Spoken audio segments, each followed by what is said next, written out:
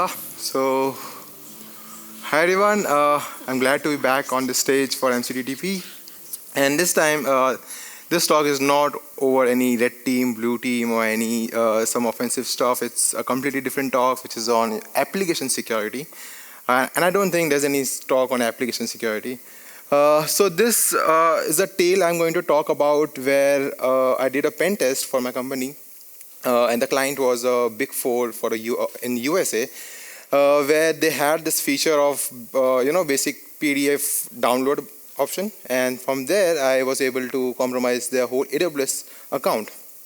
So about me, I work as a senior cloud security engineer at White Knight Labs. I'm like OSWE certified. I'm into application and cloud security. My main area of interest is into cloud security and this application stuff. Before coming to in this field, I used to be a DJ and a music producer, and I also did 1 year of banking course. I attempted the sound engineering degree as well. I was trying to do an MBA in some finance. That also I failed, and there are a lot of more things I was trying to do, but I failed everything. Then I jumped into this gaming development and application development, and then finally I directly took OSWE without knowing what is session cookies or what is pen testing. I just took it, and it took me like 1.5 years to complete the course. But yeah, it did help me a lot to learn coding and think from a developer point of view.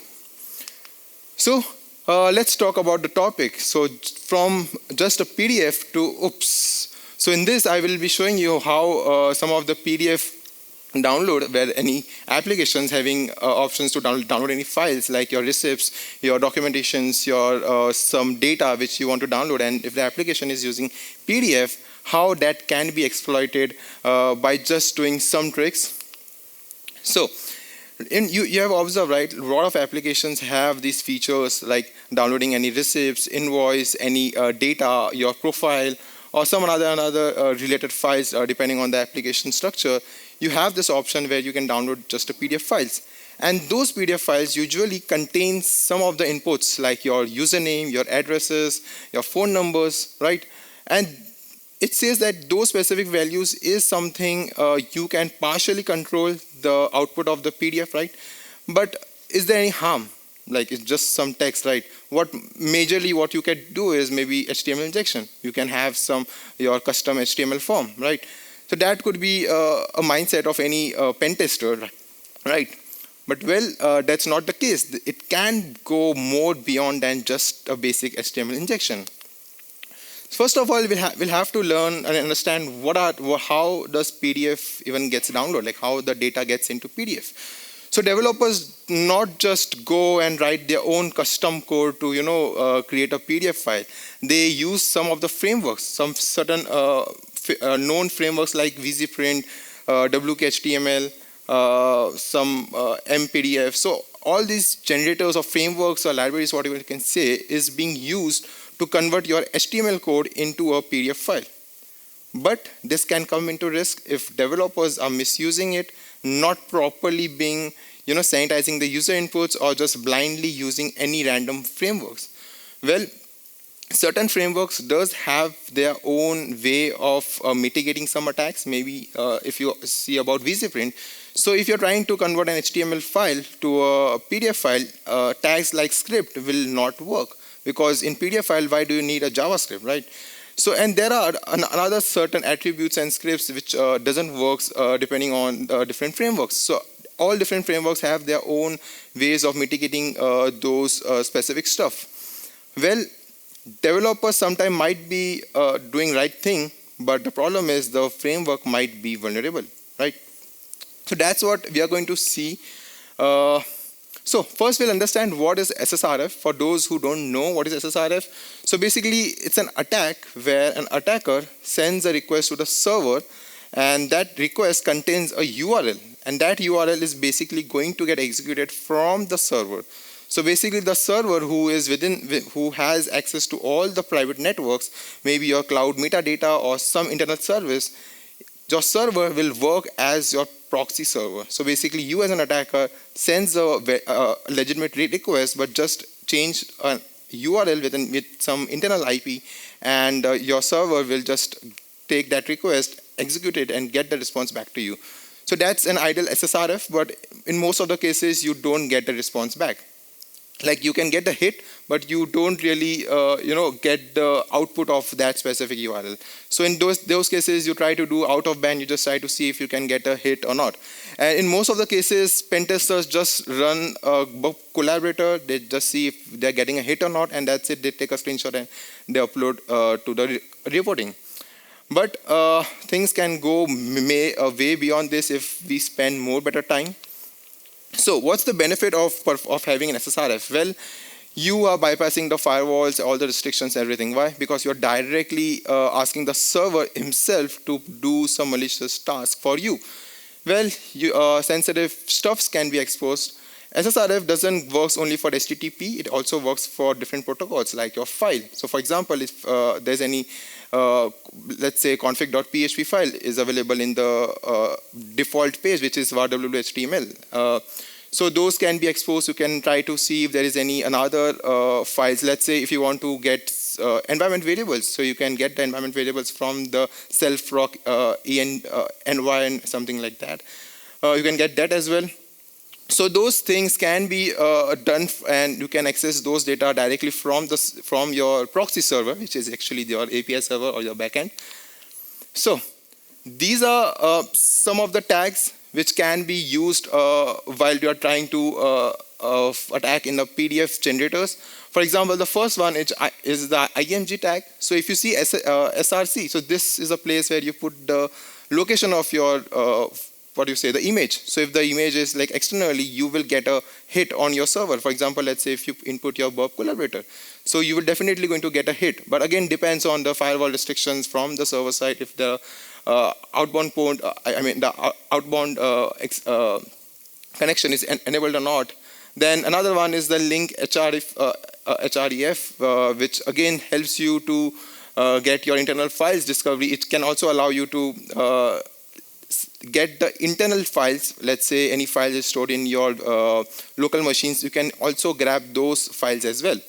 Then you can even abuse the CSS as well to see if there's any way of performing injections of like getting a hit to your server by putting the URL within the URL attribute. And then the most famous tag, which is iframe, which is mainly used in the clickjacking.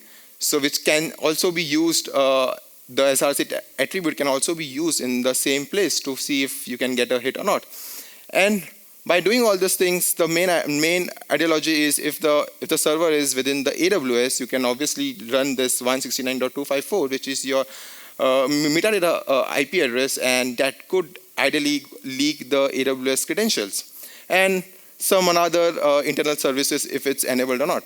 Again, depends. You might go and do some brute forcing to all the ports and see if there's any service going or not. So we got some basic understanding about the PDF. We see how PDFs can be, how we can detect if there's any SSRF or not.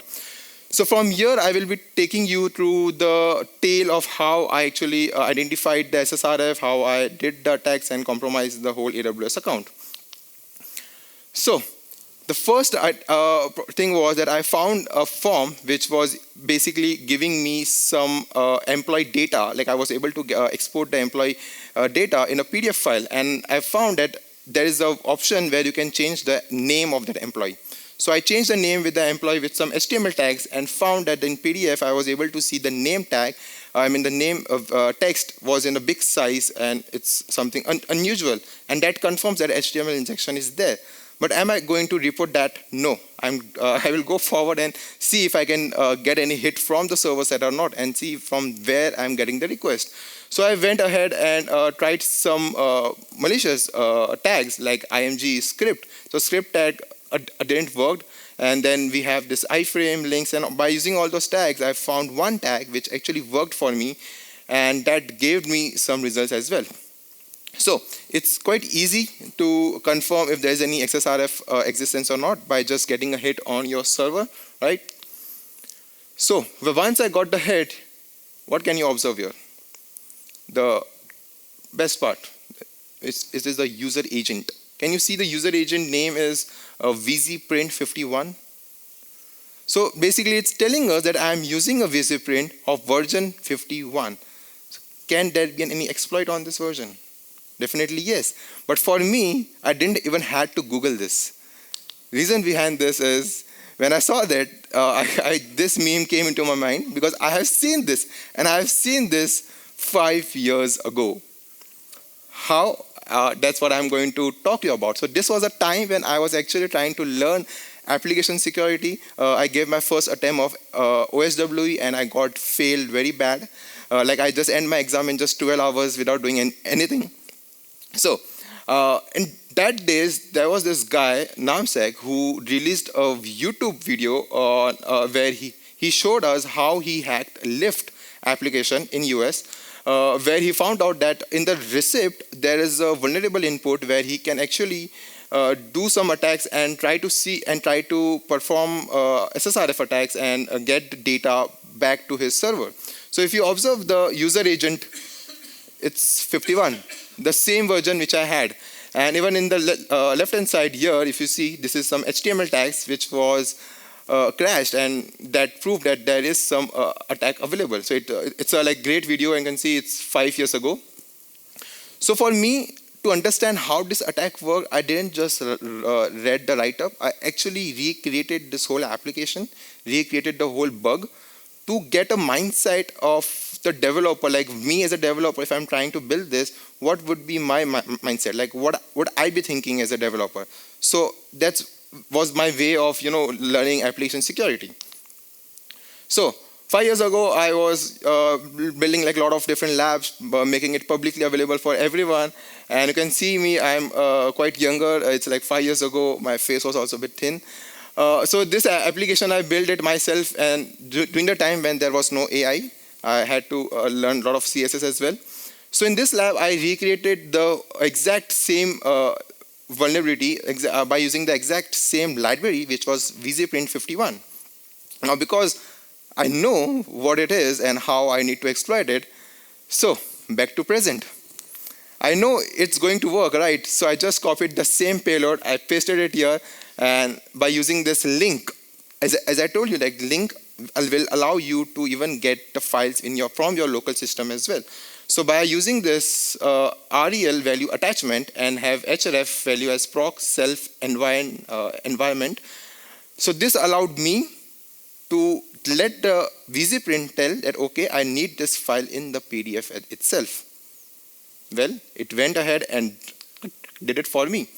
So this hints this tag PDF generator to treat it like a link file, and he just dumped the whole content into the PDF metadata. The data was not visible in the PDF file, but it was somewhere hidden within the PDF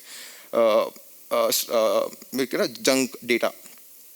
So you can see my input was not been sanitized. It's just as it is. So again, if developer would have done some sanitization, then obviously I wouldn't be able to do this attack. But yeah, I was able to do this, and this was the code. Again, not written by me, it's written by Namsek. So this allows you to get that dump data into your terminal by just getting printed. So it basically uses some decompressed libraries to just get that content which is between the stream tags. So between those stream and stream, you have all those contents, and you can't read it as a human. So you have to run this code. So once that is run, you can see the output. This is the whole environment variables. And what you can see, it's PDF generator, make a PDF. Then you have this AWS secret key, AWS session token, and AWS access key. So I have the credentials. Will I stop just till here as an attacker? No way, right? I didn't even ask the client. I didn't even ask the client, like, may I go ahead? No, I will go ahead.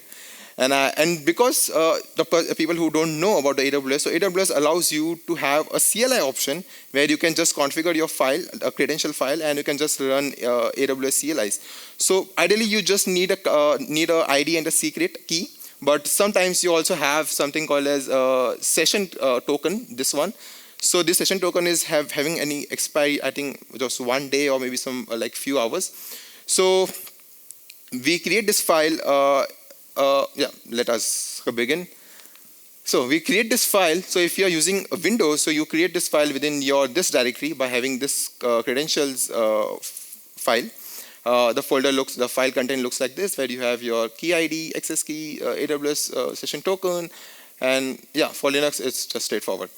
So I just configured this and ran this command. Now it's a question to you guys. By looking at the output, what do you see? What permission the IAM has?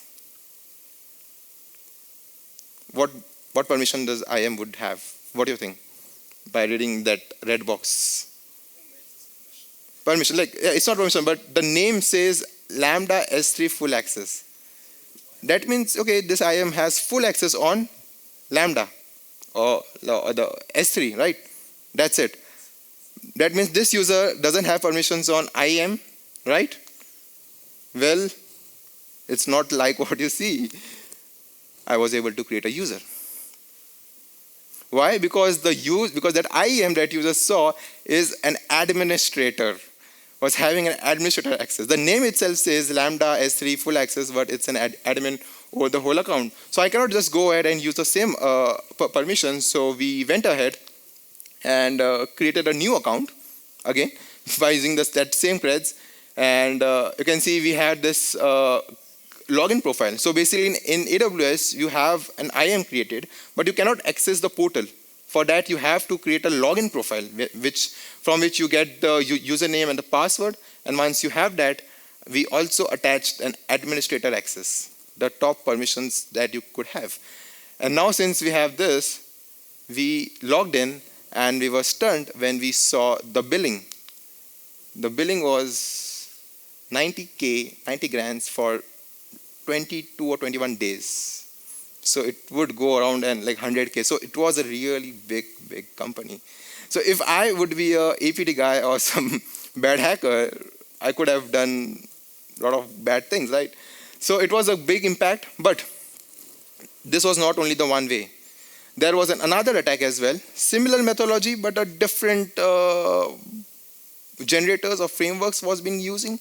For example, here I did this. I found another form where I could have downloaded the PDF, and I did the same way. And what you can see this time, it's a different agent. I mean the different framework, which is WKHTML. Well, I went ahead and tried to do the same attack, but that didn't work. So I did just a quick Google, like WKHTML to PDF exploit, and by just in 10 seconds or 20 seconds, I found this a GitHub issue which was closed, and it has the whole payload right here. So I just copied it, pasted, and the payload would look something like this. And now, well, I already had access to all the lambdas and every application that they are running. I knew that there is a by default file being created in Lambda. So I had this file. I pasted it in the name right here, and this was the post request I created, which went ahead and gave me this content. Well, the content is here, but it's hidden. You have to click Control All because it was like completely black. So we have to click Control All and paste it in the notepad, and here you have all the files. So this proved that there are two different ways. Even if developer go ahead and fixes the VZ-print, like if me as a pen tester, if I have compromised the whole account, I wouldn't have tried another PDF, but just because of curiosity, maybe another approach would I get, and I got a similar approach. So yeah, I found this attack, and again, we compromised the AWS account in a similar way. And we also found this etc password file as well. Yeah, so that was the pen test which I did this year. But this was not the first time ever I compromised the AWS account. I think 4 years ago, in 2020, I did my first ever pen test of my life, and I again compromised the AWS account. So I just going to give you a short summary of how I did that. So in the application, we had this .git folder available, which was a PHP application. So deity listing was enabled. And within that file, I found this another file which was kind of having all the junk data. So I ran this command strings, which gave me a list of content, like a fully content, which contains all the endpoints of whole applications. Now there were more than 1,000 routings available. Now I couldn't just go ahead and validate if those endpoints are working or not. So I just wrote a script and tried to see if those endpoints are working or not. And I found one endpoint which helped me to perform LFI. So how that worked? That route was having two parameters. One, the path, and second was the name. I can give any random name. I can give path, and that will give me a response of an S3 bucket URL which is publicly available. So basically your content is getting uploaded in the S3 bucket, which is also publicly available without authentications. Even for the endpoint was also without authentication. So now because I know it's a PHP application and I have developed so many PHP applications, I know the exact path of the config.php, which is common, right? So I got the config.php, and that contained some AWS credentials. Now those credentials, when I logged in, it says S3 admin, which was true. But that IAM user was actually a group member of a group, which group was an admin. So basically, even though the IAM was S3 admin, but because he was a member of a group, of an admin group, by default he also became an admin. So again, we went ahead, we created a new account, we logged in, we take a screenshot and sent it to the client, and they got just like banged their head. But yeah, again, I didn't stop it till there. I went ahead and found another vulnerability. Like I downloaded the whole source code of the whole application without telling my manager. So that was something hidden. The client also don't know that I have their source code. So I did some code review and found two different SQL second order SQL injections. So I showed them that that this is not just the only way of getting into your account. There are multiple different ways. By performing this second order SQL injection, also there is a way out to read the source code and try to get the IAM credentials and get into your account. So yeah, this was all the ways of performing the attacks and getting into the AWS. So in both IAM, the name was something similar to S3 or Lambda, but the naming convention is not always true. Developers sometimes get lazy. They're not able to find the right permissions, and because of frustration, they sometimes just give some high level of privileges, and that creates a beneficial for us as an attacker. So I am having, like in scenario 1, I am having a full access, where in scenario 2, the IAM was a member of another group who was a admin, and because of which indirectly I also became an admin.